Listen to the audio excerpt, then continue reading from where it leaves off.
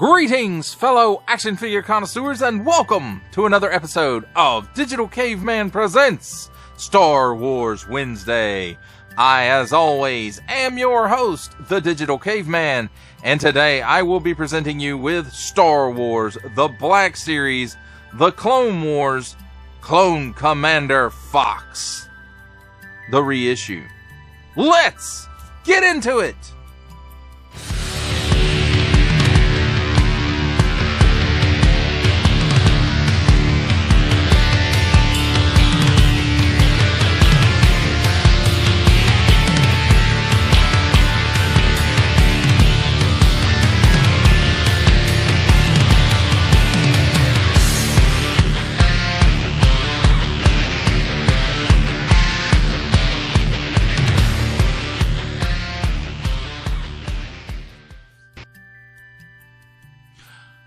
Let's begin with a look at the packaging.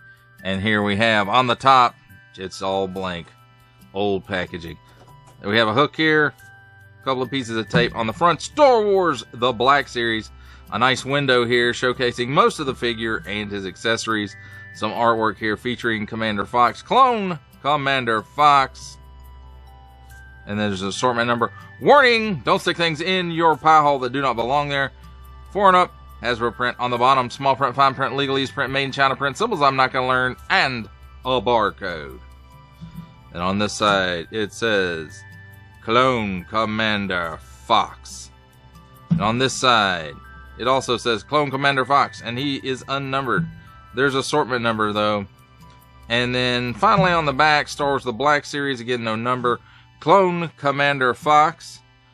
Commander Fox led the Coruscant Guard, an elite clone trooper unit assigned to serve as peacekeepers on the Galactic Republic capital. There it is again in some other languages. Attention, especially don't stick this in your French pie hole. Warning, attention, Octung, don't stick things in any language pie hole that do not belong there. Don't give it to babies. Includes figure and 3 accessories, small, fine, legalese made in China print, Disney print, and Hasbro print. That, my friends, is a look at the packaging. Let's take a look at the figure and his accessories. And here we have handy dandy tweezers to help take a look at the accessories. And first off, he does come with a set of clone pistols. And they do have some molded detail in them. You know, it's a cross between the Clone Wars animation and realism, so you get a little bit of detail and not a whole lot. And there's 2 of those. And of course, I don't think these really need a whole lot of detail to them, and they're recognizable just like they are. So the next up, nothing new here, your standard smaller clone rifle. And it does have a bit of, I want to say some dry brush on it, not really a wash, but it looks like it's molded in black plastic and then has a silver. Well, it may be a wash, but I think it's more dry brush than wash to give it a really, you know, a used, been out in the field kind of visual to it. And the same finish on this. They did the same thing on this one, which is the larger. I think this is the DC-15. I think. Don't quote me on that. But, you know, it's not anything we haven't seen before. And nice molded details. And again, they did that wash or dry brush or whatever of the silver over black plastic. And it's, you know, it's pretty sturdy. It's not real bendy like, say, some G.I. Joe classified weapons. This, of course, is a reissue of this figure, so that may have something to do with it. And let's take a look at the figure now. So I'm gonna guess this is molded in red plastic, and then these whites and these grays. At least I'm guessing that's gray. I'm colorblind. Please don't make fun of handicapped people. You know, I'm assuming those are all paint apps. The black here, the silver tip, and then this piece here. This design more than likely is a Tampo.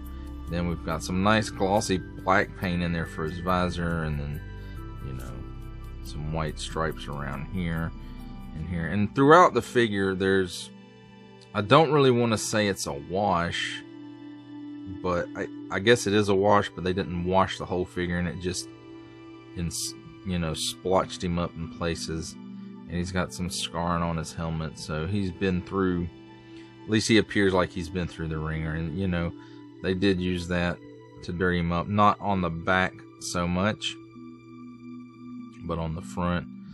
So, right here and here, down here on the shin armor, here on the chest, on the shoulder plates there a little bit. Nice Tampo right here of the Coruscant Guard logo. At least I think that's what it's called. And then this is probably all molded in red, and then this white is a paint app. That's really the way it looks. There's a little bit of paint app here on the back there for those indented surfaces. Belt's a separate piece molded in white. It's got this red paint app on it, and it's got a little bit of that wash on it as well, at least on the front side. Maybe a little bit on the sides, but not really. And we've got this nice soft goods piece here, and thank goodness that's soft goods, because that would really hinder this guy's articulation. Not that it's the greatest, and we'll get to that in a minute. And then, you know, red on the bottom of the feet. So overall, very nice looking, and you know, he's decoed up really good. Now, I don't know how accurate all this grungy stuff on him is. You know, he's a Coruscant Guard, and unless he was down in the lower levels looking for some stuff for his Supreme Commander, Chancellor Palpatine, you know, his really shouldn't be on here. You can see on the back of the helmet, though, he did get some of that wash there. Let's talk about his articulation real quick. And the head is on a ball and hinge, so he can look up that far. He can look down that far. He's got very little waggle. I mean, chicken neck. He's got very little waggle. At the shoulder, it's the older armor piece, so it kind of hinders unless you get it up on top of the chest armor straps there, but it really, that's as much as I want to get out of it at the time. And this one I got a little bit more out of, so, but I don't recommend leaving them in a pose like that for long where it bends these. So 360 degrees of rotation at the shoulder as well. He does have bicep rotation, which we don't see much in Black Series anymore. So 360 degrees at the upper bicep. Double hinge pinned elbow, and it only gives you that much bend, which is, you know, that's not very good. 360 degrees of rotation at the wrist. This is on an in and out hinge. This side's on an up and down hinge.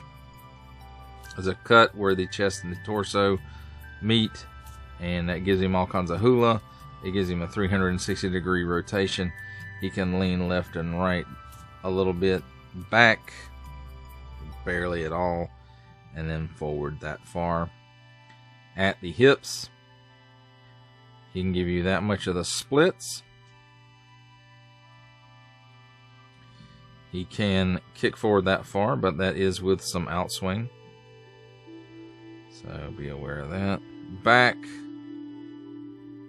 about 3/4 of a step maybe.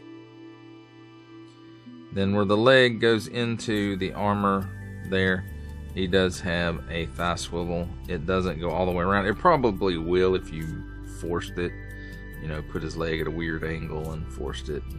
So, but I'm not going to do all that. Double hinged pinned knee, and this piece does get in the way, and it does hinder the range of motion, and you get that much bend out of it. At the ankles, tilts down that far, tilts up that far, and forward-facing pin for rocker. Now, as far as accessory storage, the pistols will go in the holsters here on his sides.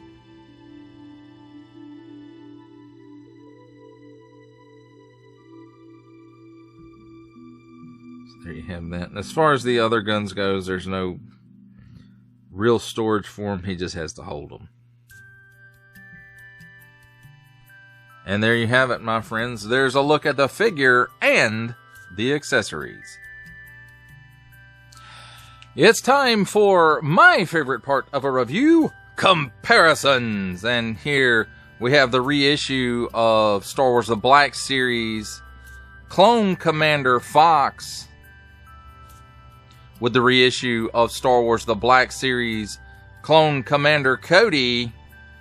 And I can't remember if this one is a reissue or not, but it's Star Wars The Black Series Clone Commander Wolf.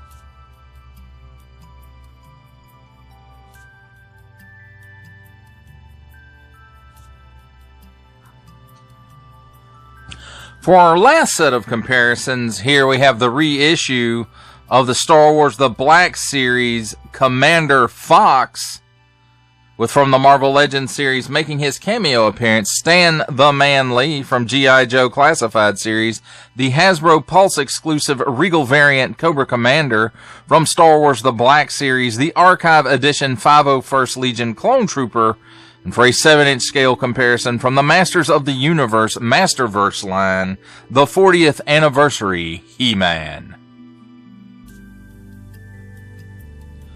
For final thoughts on the reissue of Star Wars The Black Series Clone Commander Fox, I have to say, for the most part, you know, it's an enjoyable figure, even though it's hindered by some outdated